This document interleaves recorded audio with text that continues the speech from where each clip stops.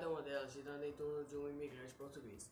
De um lado temos João Romão, o dono do cortiço, do outro Jerônimo, trabalhador braçal que se emprega como gerente da pedreira que pertence ao primeiro.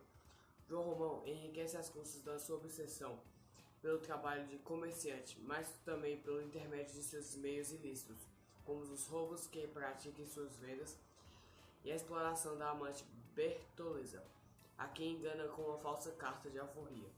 Ele se torna proprietário de um conjunto de cômodos de aluguel e da pedreira que ficava ao fundo do terreno. Aumenta sua renda e passa a se dedicar aos negócios mais vultosos, como aplicações financeiras. Aos poucos, retira-se e deixa para trás a amante.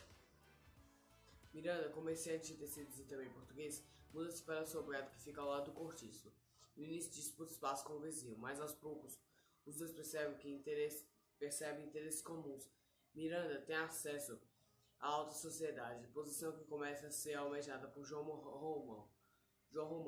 Este, por sua vez, tem fortuna cobiçada pelo comerciante de tecidos que vive às custas do dinheiro da esposa. Logo, uma aliança se estabelece entre eles. Para consolidá-la, planeja-se o casamento de João Romão e a filha de Miranda, Zulmira.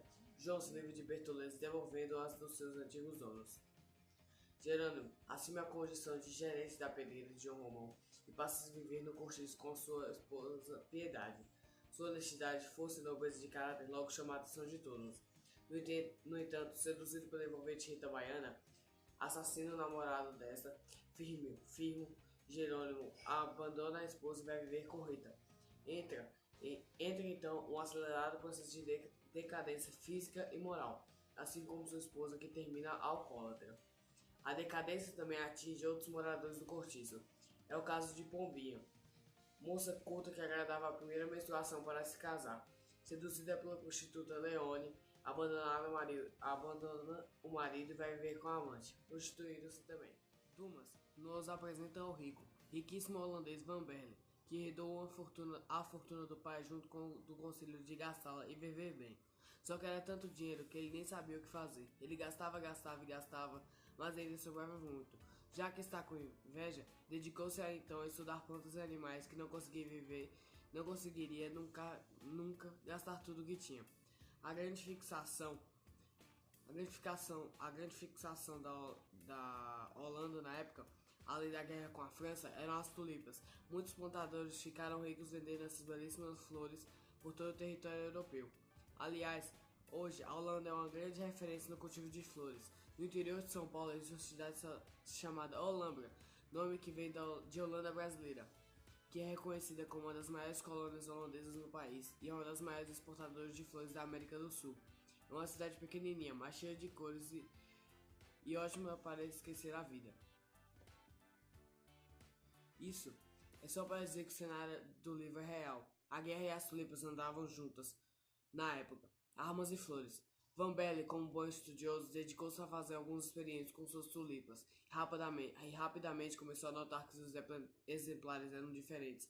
Suas flores cresciam fortes e quase eram impecáveis. Seu vizinho, Isaac Boxtel, também era um plantador de tulipas. Quando notou que o rico Van Berle estava interessado em plantar flores, ele ficou nervoso com a ideia de competir com um homem de muito mais recursos. Boxtel passava horas em cima da escada bisbilhotando o que seu vizinho fazia. Passou tanto tempo fazendo isso, o que esqueceu de suas próprias flores. Quando a associação local decide lançar um desafio com alto prêmio em dinheiro, é que a coisa começa a esquentar. Quem conseguisse produzir uma tulipa negra levaria 100.000 florins. Van Berle se pôs ao trabalho mais pelo desafio do que pelo dinheiro, e Boxer se pôs a espioná-lo.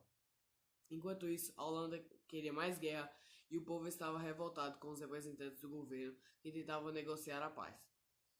Depois de executarem 2 homens do governo, um deles o padrinho Van Berle, o povo queria mais. A polícia recebeu a denúncia anônima que Van Berle estava escondendo documentos importantes e ele foi preso. O denunciante, o grande vizinho invejoso Boxer. O personagem central, contudo, é o herói Jean Valjean, um homem que serve 19 anos nos galês como punição por ter roubado um pedaço de pão para a família faminta. Valjean recebe liberdade condicional, mas é marginalizado pela sociedade por seu passado criminoso. Não consegue nem trabalho, nem um local para se abrigar. O encontro com o padre, que consegue perdoar e acertar Valjean, muda seu coração. Ele decide tomar-se um rumo para um homem justo e digno. Após algum tempo, Valjean assume outra identidade e torna-se um próspero dono de uma fábrica. É nessa fábrica que ele trabalha outro personagem que trabalha na narrativa, a pobre Fantine. A jovem teve uma filha com um estudante e foi abandonada, precisando manter a menina sozinha. Como não era aceitável ter uma filha ilegítima, ela deixa a pequena Cosette aos cuidados do Thénardier, enviando-lhes pagamentos mensalmente sem saber que são cruéis e destratam a pequena. Supervisor de fábrica descobre o segredo da Fantine e ela perde o emprego. Desesperada para conseguir o sustento da família, Fantine vende os cabelos, os dentes e então recorre à prostituição. Ao descobrir o destino da moça, Valjean compadece e considera-se culpada, prometendo ajudá-la e uni-la com sua filha. Porém é tarde demais. Fantine morre subitamente, enquanto isso o policeiro Javert, obcecado por sua noção de justiça, busca incessantemente prender o fugido Valjean, até descobrir a verdadeira personalidade, forçando Valjean a fugir da cidade. Há um pulo temporal e descobrimos que Valjean adotou Cosette e criou como sua filha, vivendo a menina dos extratos do Thénardier, enquanto Javert continua procurando por Valjean. Enquanto isso, a família Thénardier entrou em declínio e agora vive de pequenos golpes. A filha mais velha dos Thénardier, Eponine, é apaixonada por um dos estudantes que está planejando a revolução em Paris. O jovem idealista Marius, porém seu amado, apaixona-se à primeira vista por Cosette, partindo o coração de Eponine. O clímax é um motim organizado por Marius e seus amigos estudantes, que montam barricadas nas ruas de Paris e resistem à guarda francesa bravamente. Eponine veste-se de homem para lutar ao lado de Marius, com as esperanças de que os dois moram juntos nas barricadas. Um fim romântico, ainda que trágico, contudo que a moça acaba sendo morta ao combate, ao salvar a vida de seu amado. E só então revela a ele uma carta de Cosette que ela havia escondido. Valjean descobre o amor de Cosette por Marius e teme que o rapaz morra no motim. Considerando sua idade avançada, ele parte para as barricadas com a missão de salvar a vida do rapaz. Lá, recebe a oportunidade de matar Javert, que tinha sido capturado pelos revoltosos, contudo ele decide libertá-lo. Ao fim, o motim é derrubado e a maioria dos estudantes é morto, tingindo as ruas de Paris de sangue. Com muito esforço, Valjean consegue salvar Marius e depois falece. O jovem casa-se com Cosette. Essa de Queiroz, nesse livro, faz uma crítica severa à sociedade lisboeta do século XIX. O autor mostra a lenta deformação do caráter de Luísa, mulher de formação romântica entediada com o casamento sob o efeito de leituras e músicas sentimentais. Durante uma viagem do marido Jorge, Luísa envolve-se com seu sedutor primo Basílio. Porém, Juliana, invejosa e vingativa criada, descobre o caso e arma um esquema de chantagem. Muitas emoções e reviravoltas no caso de realismo português. O livro Luciola, de José de Alencar, é narrado através de Paulo, personagem que se torna narrador para contar o romance que viveu com uma cortesã chamada Lucia. Em 1855, Paulo chega ao Rio de Janeiro e vê pela primeira vez Lucia. Sem conhecer sua verdadeira vida, apaixona-se à primeira vista, pois enxerga nela uma encantadora menina. Essa impressão desfaz-se na Festa da Glória, onde está representante dos valores e preconceitos da sociedade, a apresenta como uma mulher bonita, não como uma senhora. A partir de então, Paulo começa a visitar Lucia em sua casa. Na segunda visita, Paulo deixa de lado o tratamento cortês que então fizeram a Lucia, agarra e acontece o primeiro contato físico. No dia seguinte, há uma festa na casa de Sá, onde Paulo e Lucia são convidados também homens boêmios, como o Sr. Cunha, Rochinha, Sr. Couto e outras 3 prostitutas. Entre elas, Nina. Nessa festa, a cortesã exibe nua diante de todos. Paulo, no primeiro momento, teve a repulsão por toda aquela cena, porém mostra-se piedoso e compreensivo, e os dois têm uma noite na mata. Este é o ponto que marca o início da transformação de Lucia. Para Lucia, Paulo é o caminho para chegar à salvação, na tentativa de se afastar da sociedade e tentar definitivamente a vida de cortesã para trás. Muda-se para uma casa mais simples no interior, junto com sua irmã mais nova. Ana, nesse momento, não existe mais o amor carnal entre Paulo e Lucia, há um amor espiritual. Lucia chega até a fingir que estava doente para não haver mais contato. É nesse momento que conta o verdadeiro motivo que levou à vida de cortesã. Seu primeiro cliente foi Couto, pois sua família estava com febre amarela e sem recurso financeiro para o tratamento. Revela também que o verdadeiro nome dela é Maria da Glória. Lucia era uma antiga amiga dela que morreu e tomou emprestado seu nome. Sua família achava que estava morta. A redenção de Lucia culmina com a descoberta de sua gravidez e a não aceitação dela. Mesmo com o melhor parteiro afirmando que a criança em seu ventre estaria viva, Lucia acredita que seu corpo é sujo e morto, e por isso não é capaz de gerar um filho. Então Lucia morre grávida. Paulo, atendendo ao pedido seu, cuida de Ana até que a sorveteria se passa na pequena cidade de P do Oeste, onde muitas histórias se começam, terminam e se desenrolam na sorveteria Pinguim, a do homem que roubava joias para presentear a amada, a de seu Nicanor, que trocou os remédios por seus sorvetes prediletos, da cantora italiana Veneza Pieromonte, que só voltou a alegria e a música depois de um bom sorvete de tangerina com calda de cereja, a do Gessinho da Aldete, que ganhou queda de braço e voltou a ser Gerson. Voltou a ser o Gerson. A das irmãs namoradeiras, Disse e Dulce, que já velhinhas embaladas pelo sorvete de nata, relembram os bons momentos que arrasavam corações e causavam muitas confusões. De tantos amigos que entre um picolé e outro rememoraram as travessuras da infância. A sorveteria é o cenário onde muita coisa acontece, desenrolando em meadas das histórias que, se não são parecidas com a de muita gente que lê o livro, pelo menos vão fazer lembrar de algum ponto, em algum lugar onde muitos casos são um bom motivo para um dedo de prosa. Ah, se aquele balcão em forma de U falasse! Seria o primeiro balcão de sorveteria contador de história do mundo. E que história comoventes, engraçadas e intrigantes. A obra Senhora, de José de Alencar, é dividida em 4 partes. A primeira delas é nomeada O Preço do Casamento. Começa descrevendo uma jovem moça chamada Aurélia, rica e frequentadora de bailes de alta sociedade. Aurélia, sendo órfã e recebedora de uma grande fortuna, estava sempre acompanhada de sua parenta, Dona Firmita, e acreditava que todos se interessavam por ela por causa de sua beleza e do seu dinheiro. Em um baile de costume, Aurélia começou a se questionar sobre sua educação e seu destino. Escreveu uma carta ao Sr. Lemos, dando-lhe a missão de arrumar seu casamento com o atual noivo de Adelaide Amaral, o Fernando Seixas Seixas. Era pertencente a uma família de situação um pouco favorável e pretendia arrumar um casamento com uma moça rica para oferecer melhores condições para sua mãe e suas irmãs, e também para seus luxos. Lemos faz a proposta de casamento a Seixas, que mesmo sem conhecer a noiva, recebe o adiantamento do alto dote e aceita o compromisso.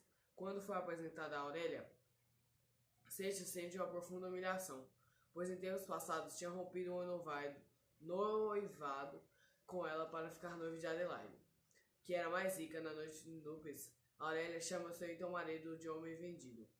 Na segunda parte, chama de quitação. É contada a história de Aurélia. Dona Emília era sua mãe e Pedro Camargo seu pai. Pedro era filho bastardo de um rico fazendeiro, casou-se com Emília, sem conhecimento de seu pai. Anos depois acaba morrendo e seu pai não conhece sua neta. Dona Emília fica em má situação para criar sua filha. Neste momento, Seixas se elege como pretendente de Aurélia e assume o compromisso de se casar com ela. Porém, se arrepende por ter se apaixonado por uma moça pobre e órfã, e assume um compromisso com Adelaide, moça rica na sociedade. Perto de falecer, o avô de Aurélia procura e deixa para ela toda a sua fortuna. Após a morte de sua mãe, Aurélia tem como tutor o Sr. Lemos, seu tio, e como acompanhante Dona Firmina. A terceira parte tem como título Posse, e descreve a rotina de Aurélia e Fernanda enquanto casal. Eles vivem uma vida de aparência, desfilam de mãos dadas, trocam carinhas e gentilezas diante de bailes ou de amigos. Mas enquanto estão sozinhos, trocam palavras feridas e acusações. Fernando se vê como um escravo de Aurélia, tendo como ela sua dona, e obedece em todos os seus desejos. Na quarta e última parte, Resgate, temos os principais acontecimentos da trama. Os desejos não realizados de Aurélia e Fernando são passados pelo autor com muito erotismo. Porém, por orgulho, Fernando e Aurélia não se deixam envolver, podendo notar nessa parte a visível transformação de Fernando, que passa a recusar o luxo que tanto desejara. O Fernando passa então a trabalhar dedicadamente e faz um negócio importante. Encarregado um valor e devolve para Aurélia todo o dinheiro do dote. Ele então pede o divórcio. Comprovada a mudança de Fernando, Aurélia lhe mostra o seu testamento escrito no dia do seu casamento, onde é deixada para Fernando toda sua fortuna e é declarado o seu amor por ele. O casamento então se consuma. Primeiro alto, Ambrósio, um homem interesseiro, malandro e trapalhão, que acredita na premissa de que os meios justificam os fins e que se casou com a submissa e credula Florência, se prepara para ir à missa quando se apresenta, alegando ter saído da vida miserável e pobre que tinha para se tornar rico e poderoso em apenas 8 anos. Interrompido por Florência, que não queria chegar atrasada da missa, Ambrósio lhe fala sobre a árdua tarefa de administrar a fortuna deixada pelo primeiro marido de Florência e a convencer de enviar a filha para o claustro e incentivar o filho menor, Juca, de apenas 9 anos, a se tornar frade. Além de se manifestar seu receio quanto a Carlos, sobrinho de Florência, que fora enviado contra a vontade há cerca de 6 meses para o noviciado. Ambrósio sai de cena e Florência agradece a Deus pelo marido maravilhoso que tem, enquanto sua filha Emília entra e afirma não ter vocação para o claustro. Florência a ignora e sabe para terminar de se aprontar inesperadamente, Carlos, que tinha vocações voltadas para a vida militar, aparece vestido de frade e conta para Emília que fugirá do convento. Revela seu amor pela prima e acusa Ambrósio de interesseiro. Rosa aparece na casa à procura do marido Ambrósio, que fugirá com sua fortuna. Carlos esconde Rosa em um dos quartos da casa e aproveita para enfrentar o tio, que rapidamente sai com Florência e Emília da casa. Rosa desmaia e a polícia vem em busca de noviço, Fujão, que convenceram Rosa que os policiais viam em seu encalço. Troca de roupa com Rosa, que acaba sendo levado nesse lugar. Ambrósio volta e arma-se uma cena cômica em que ele acredita que Carlos é Rosa. De certa confusão, Carlos chantageia Ambrósio a livrá-lo do convento, além de permitir o casamento com a prima. Uma inversão total ocorre no enredo e no fim Carlos é liberto do convento. O romance A Moreninha conta a história de amor entre Augusto e Dona Carolina, a Moreninha. Tudo começa quando Augusto, Leopoldo e Fabrício são convidados por Felipe para passar o feriado de Santa Ana na casa de sua avó. Os 4 amigos estudantes de medicina vão para a ilha passar o feriado e lá encontram Dona Ana, a anfitriã, 2 amigas da irmã de Felipe. Dona Carolina e suas primas Joana e Joaquina, antes de partirem, Felipe havia feito uma aposta com Augusto. Se este voltasse da ilha sem ter se apaixonado verdadeiramente por uma das meninas, escreveria um romance por ter perdido a aposta. Caso se apaixonasse, Augusto é quem deveria escrevê-lo. Augusto era um jovem namorador inconstante no amor.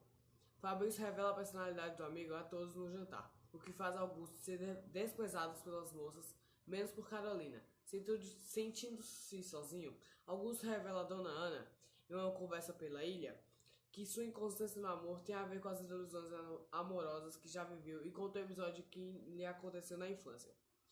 Em uma viagem com a família, Augusto apaixonou-se por uma menina com quem brincara na praia.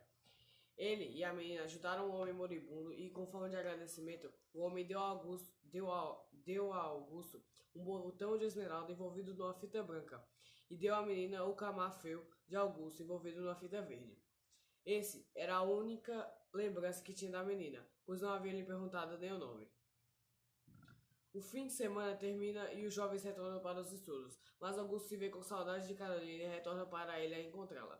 O pai de Augusto, achando que estava atrapalhando seus estudos, proíbe o filho de visitar Carolina depois de um tempo distante. Augusto volta para ele para se declarar a Carolina, mas ela o repreende por estar quebrando a promessa feita a uma garotinha há anos atrás. Augusto fica confuso e preocupado, até que Carolina mostra o seu camafro. O mistério é desfeito, e para pagar a aposta, Augusto escreve o livro A Moreninha.